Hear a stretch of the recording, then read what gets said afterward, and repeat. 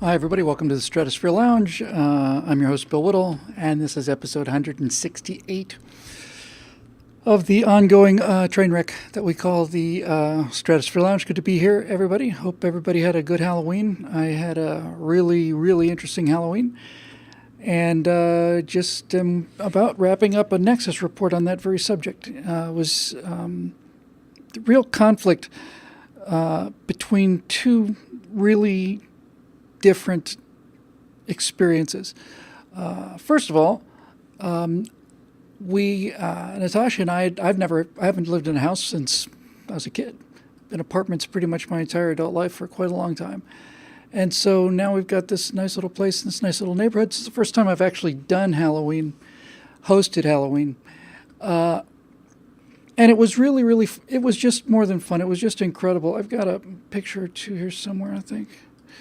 And I will have to like to get this done in advance, but you never know. So what we did was we set up, here I am in my costume. I have that for you in 1 second. And we set up a nice little thing outdoors, and it's a beautiful little neighborhood in Sherman Oaks, California. And it was just the most fun thing ever, you know? It was just an absolute blast. I think this will probably do it. So I was in a spacesuit costume, and I basically pretended to be a stuffed dummy, which is not hard for me, actually.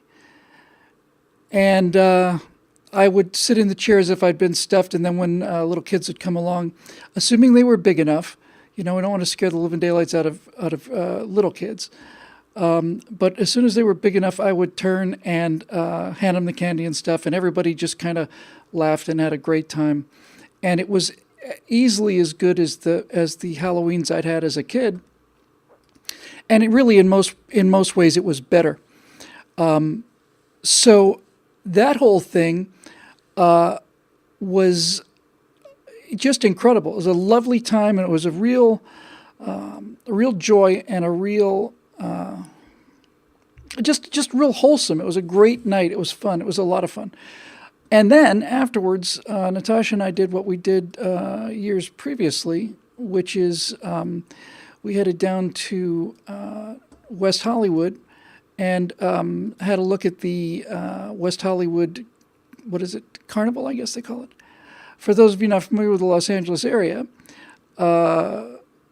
West Hollywood is an extremely high gay population part of town. So Natasha and I went down there, and I can't show you. I guess probably I can show you this one, just to give you an idea of the place. It was a long way from wholesome. It was sort of anti-wholesome. Here, again, I can't show you most of the costumes, but I can show you this one. So there you go. And it was a real conflict for me because walking around here, let's say we get one more, I think. This one's fun.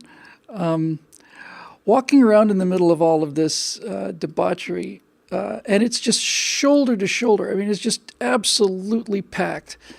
I want to find one. Yeah, here you go. This is give you an idea of kind of the outliers, you know. So here's what here's one of the things that was at the parade yesterday. Let's see if we can get them going. Yeah. So that's the West Hollywood parade or costume show. And I was walking around there, and look, a lot of it was a lot of fun. There were some great people there. There's some fun costumes there. A lot of people having a good time. But there was also a real, well, I'll just come out and say it. I mean, I walked around there after a while, and Natasha felt this as much as I did. I just looked around and said, this is what the end of civilization looks like.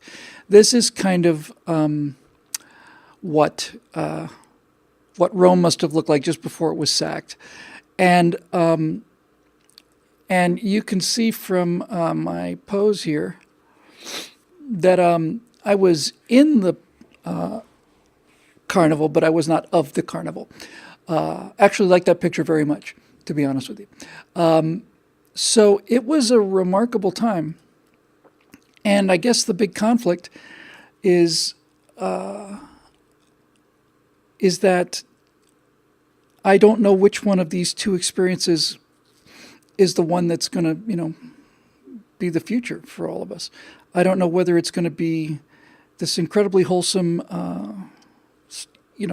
absolutely picture perfect, ideal Halloween with sweet little kids and great costumes, friendly parents, friendly neighborhood. There's a flag on every third house on my street in Los Angeles, which is almost impossible to believe. It's a great little place, and I never had a better Halloween. And then you go down there and see this. And besides, it's not just the, it's not, even West Hollywood's not a one-sided thing. There's so much creativity there. There's so much genuine talent. And I think people should have a right to live any way they want to. I really genuinely do. What they do is none of my business. But as I try to say on this Nexus report, it's not a question of there being no morality. It was a question of there being anti-morality. Anti-morality.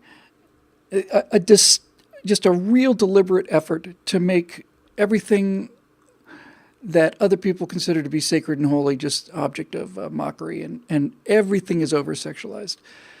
Really, really, really over-sexualized. And so you end up with what we had. It's incredible to watch. It's very entertaining to watch. There are some terrific costumes. It's a great experience. And at the same time, I was really, really glad. You might be able to tell from if I go back to this picture. Really glad that I had that suit and helmet between me and the party, because some of the things that are so just so shocking about that whole thing, if you've got a visor down, it really helps to eliminate the seriously, my God. So anyway, that was Halloween. It was the best of times. It was the worst of times. And actually, for us, it was the best of times. We just had an absolute blast. So that's that. Also, we went public with our Star Citizen thing. For those of you that don't enjoy Star Citizen conversations, it's not going to be long, but it'd be a good time to make a sandwich if you'd like. I finally sent out an email to the people who had written when I asked if there was any interest, which was only, seems to me, 2-3 weeks ago, but was actually 4 months ago. 4 months ago. And we heard back from about half of them. I was a little concerned that that the thing got into people's spam filters because, it had attachments and stuff and so on. So if you're one of those people that said you wanted to be a part of it and you haven't heard from me twice now, it'd probably be good to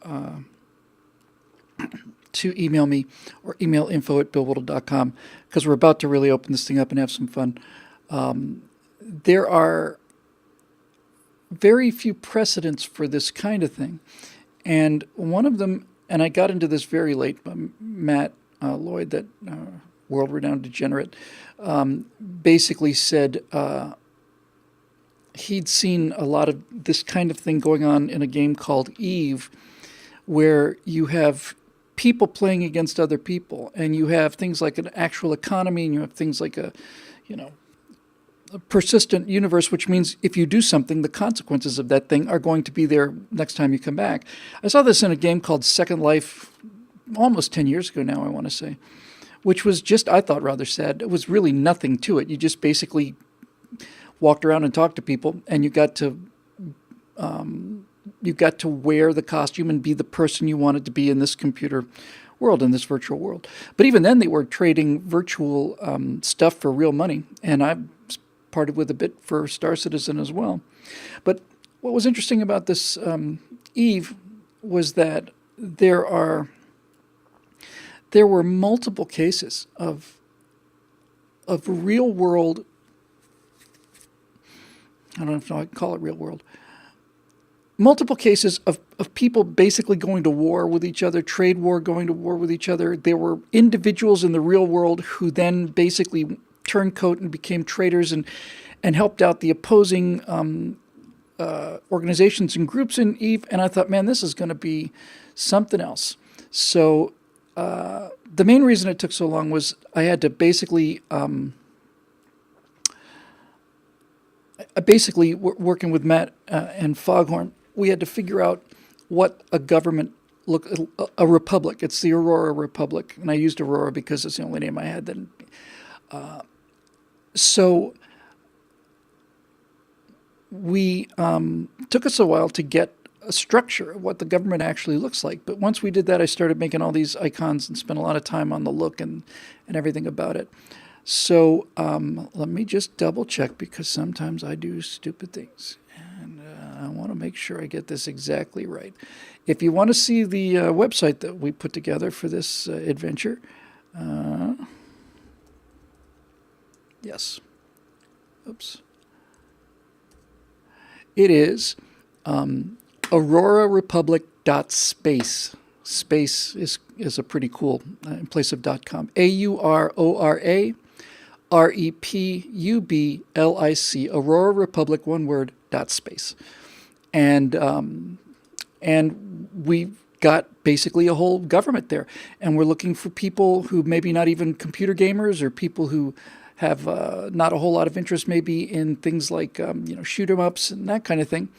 We decided that one of the things we wanted to do just for making it a unique recruiting point and also because it makes it interesting is we were looking for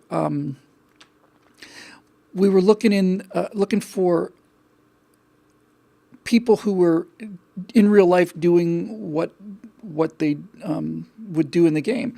So we have a science department and we have a head of R&D, and I just got an email from a guy, and he's currently a NASA engineer, designs remote sensing and and that kind of thing. So I think he's qualified, and that way we can kind of make this thing be what it is, what I always wanted it to be, which is simply an experiment. That's a fun game for me. I'm not going to deny it. I'd be playing it one way or another, but what does make it interesting is, can you build a republic? Can you sell it to people? Can you protect yourself in the face of, as somebody just pointed out in the comments stream, base human nature comes out, is when you can, basically murder and kill people, blow things up without consequences. And as somebody pointed out, one of the 4 guys who was killed in Benghazi, named Sean Smith, was an EVE online player. And he was actually a diplomat in real life, and he was a diplomat in the game. He brought a lot of people together and a lot of these groups together and so on. And he was missed, and they did a big tribute to him and so on. So it's the one thing I've always wanted, and I've never been able to have, which, aside from the fact that it's just mind-bogglingly beautiful and interesting, but it's also a laboratory. And I often talk about history as the laboratory of human behavior. But now we've got a laboratory that we can actually use going forward. We can see how these ideas would work in a lab. There are huge organizations out there, and a lot of them are criminal or criminally oriented. A lot of them take pride in that, and we're kind of the good guys, and there are other good guys out there, and we form alliances with those people, and we'll see if we can do it. But in any event, that's a profound comment I just got from Karsten Mueller, 16 there. He said, if you put trust in the people, have some guidelines for them, the republic will come into existence itself. And that's exactly what we're doing. So if it never appealed to you before, but you feel like you've got some real-world skills, if you want to take a look at aurorarepublic.space, if you see anything there you like, we could use real-world people running this virtual government. I consider this to be kind of the common sense resistance idea, many elements of it anyway, that are interactive and have results. Plus, the game's just gorgeous. So anyway, that's enough about that, I guess. But if you're one of those people who said they were interested and haven't heard from me yet, then please check your spam filters, because I've just sent out a second email, and it's good to be halfway open. What they're doing with the game, they just had a convention for it recently. What they're doing with this game is beyond belief. It's absolutely unimaginable, the detail they're going to and the amount of work they have to do. Just as one small example, you have, on most computer games, you have a level. First-person shooter, there's a level, which means a room here and a room there and maybe a couple stairs and so on. But this world has, you can land anywhere. There's no intermission scenes. You just land, go wherever you want to. And the problem, one of the millions of problems that they've had to solve, was that when you've got a computer-generated character and he's walking on irregular terrain, his feet will go into the sand or into the granite, for that matter, because the terrain and the contact box, the bounding boxes, are not the same. And just to give you an example of the kind of thing that that they have to solve, was they can using a process called tessellation, where you take a triangle, break it up into smaller triangles, and it makes it a lot more bendy and increases the detail level quite a bit. So they were tessellating the ground. The actual planet's surface had a really great procedural look, which meant that there's a computer that's generating it. But it looks exactly like real ground. Really looks exactly like it. And when the people were walking around on it, it just didn't look right.